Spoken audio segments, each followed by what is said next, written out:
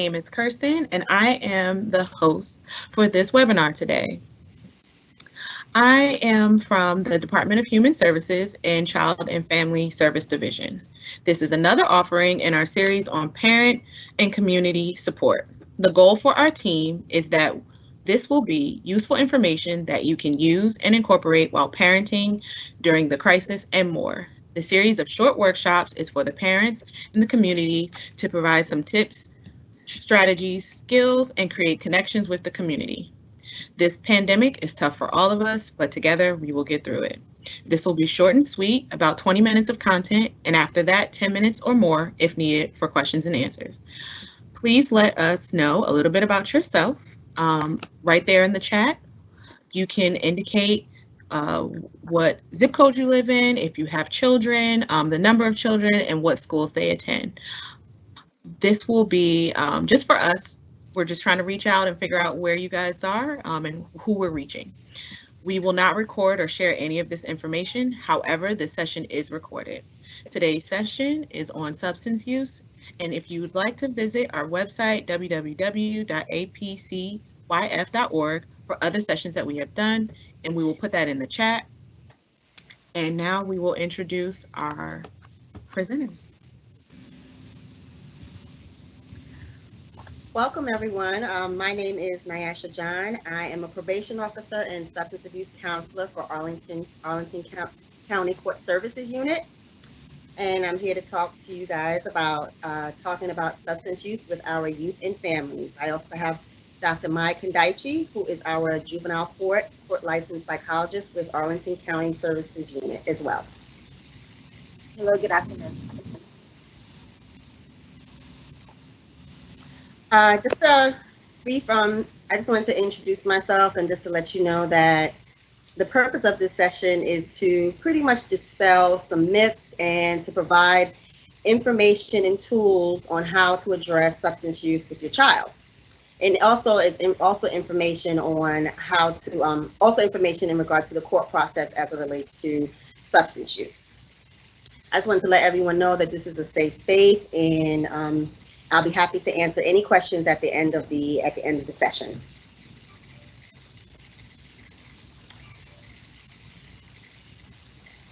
Okay. So just a brief overview on just the trends in Arlington County.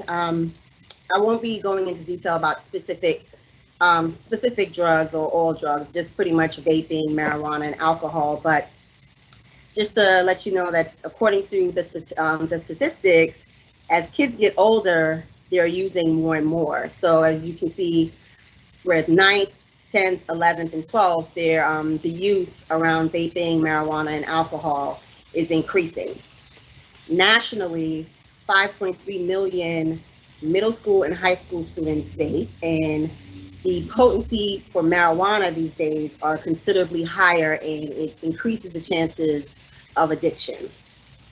The legal age for, also to note that the legal age for smoking tobacco is 21. It's been 21 since July of 2019. It used to be 18, but now it's now 21 years of age. Some reasons why kids use marijuana could be because there's no perception of harm, and that it could be due to lack of education or just lack of awareness around the dangers of marijuana use. There's also been some normalization due to legalization, and because now it's legal in many states, a lot of kids feel that it's okay and it's safe to use because it's now legal. However, you still have to be 21 years of age to use. Some kids also feel that it's not a big deal, and some kids also feel that it helps with their anxiety or other mental health issues, which in fact there's no good data to support that marijuana use is safe, and there's no good data to support that it helps with anxiety, and in fact it could exacerbate some mental health issues as well. Okay, and Dr. Mike Kandaichi, you can take it away.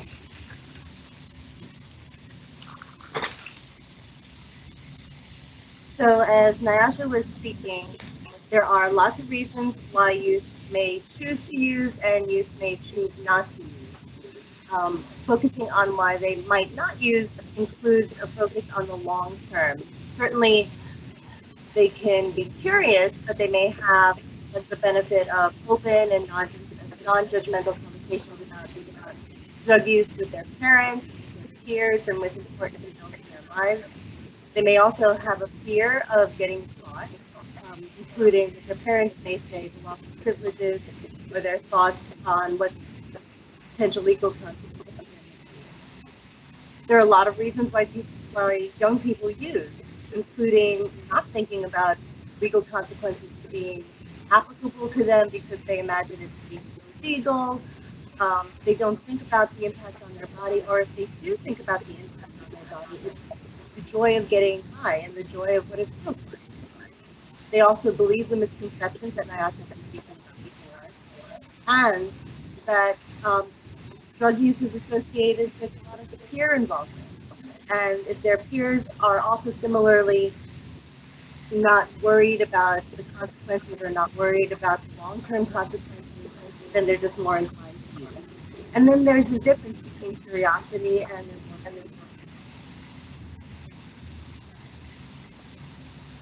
what is valuable is to give thought to how we can foster this open and receptive communication between you as parents with the children and the young people in your life. And it can often feel like we don't know where to start, or that we're so concerned about what it's like for them to use, or we're consumed with worry, and we don't know where to begin ourselves. So we wanted to be able to offer some general cues and caution about how to foster an open conversation. We have a short YouTube commercial that can be clicked onto if you'd like to see it.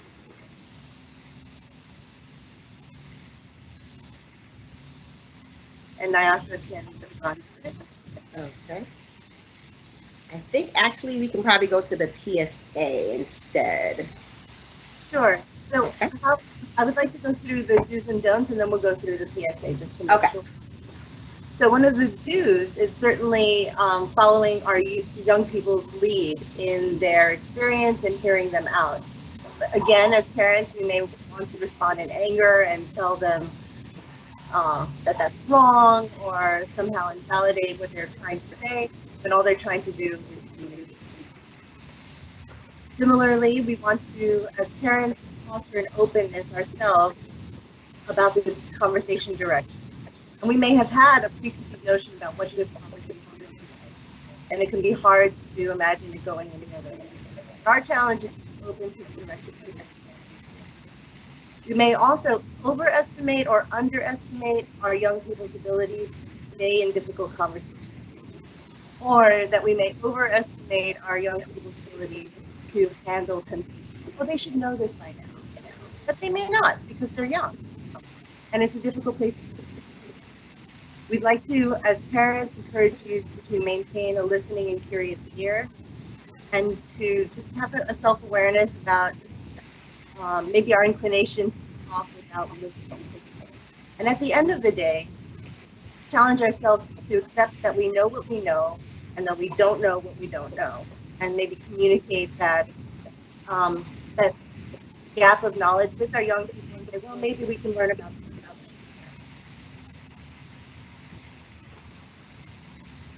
Okay. And so the next slide. Okay. All right. Did you know that 73% of Arlington students think that marijuana use is harmless? Here are some of the facts from the Surgeon General. Marijuana can impact the development of the brain among adolescents, affecting memory, attention, and motivation. These deficits have been linked to declines in school performance. Most importantly, adolescents frequently using marijuana have doubled the likelihood of misusing opioids. Protect the health of our next generation. For more information or help, contact the Arlington Community Service Board.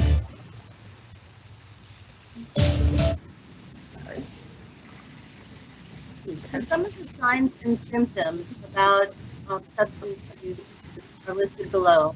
And there is a range of substances that young people can use and a range of symptoms and signs signs that parents can be alerted to. And these are just general ones at this time.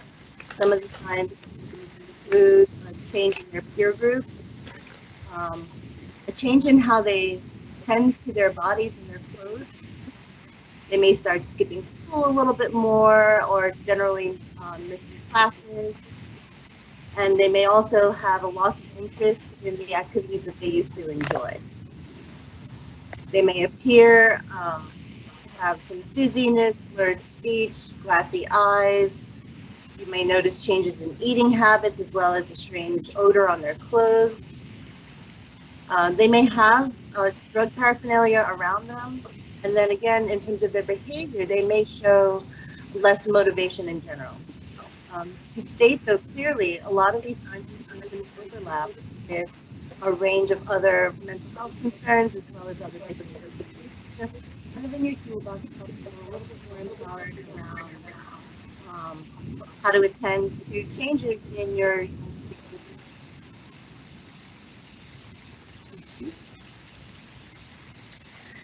So I will briefly talk about the legal consequences with respect to substance use. A lot of times, depending on the type of substance and the quantity, the offense can be handled in a number of ways. So for first-time offenders, the case can be handled informally, which means that you won't necessarily have to go to court. So if, for example, if a young person were to be charged with simple possession of marijuana, they can be, they wouldn't have to necessarily go to court, and the matter can be resolved only if they comply with a certain amount of conditions, which are still, which will be essentially ordered by or recommended by the probation officer. They would still be assigned a probation officer, but they won't necessarily have to go before the court so long as they comply with the conditions. Certain conditions can be a referral to what is known as the Second Chance Program. The Second Chance Program, for example, is an educational program for Arlington middle school and high school students. And it can be a parent can make the referral, the school or probation officer can make the referral as well. So that's an education program that they can be referred to, along with some other conditions as well. I'm sorry.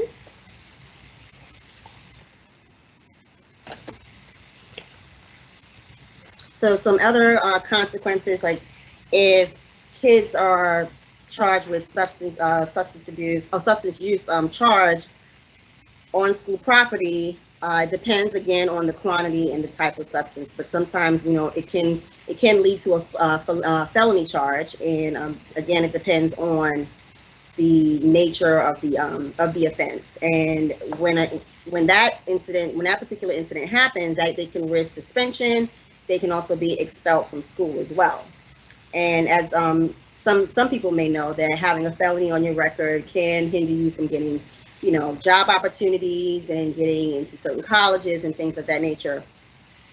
If you have a child that is prescribed medication and for some reason they have to take it during the day, the best thing to do would probably consult with the school nurse, because what you don't want to have happen is if your child is walking around the school with their prescribed medication on them, and if for some reason they, get into trouble, they can be charged with a drug-related offense, even if they are prescribed with the medication. So the best thing to do would be either consult with your physician or psychiatrist, and even the school nurse, to find a way in which you can, maybe the school nurse can administer the medication during school hours, but you don't want to have, your child walking around, the school with medication on them for safety reasons. What's the big deal, Dad? Most vapes contain nicotine that can harm the developing brain. They affect attention, learning, memory, and can prime the brain for addiction. My apologies. Okay. Some other consequences for for getting in trouble with substance use is you can be placed on supervised probation. You have to complete a substance abuse evaluation. You can lose your license for 6 months. That can mean if you already have your license, it can be suspended for 6 months. If you don't already have your license, you won't be able to get your license for that 6-month period because you won't be able because it's suspended. You can also be ordered to do community service, pay court costs, and also you can be subjected to random urine screens as well.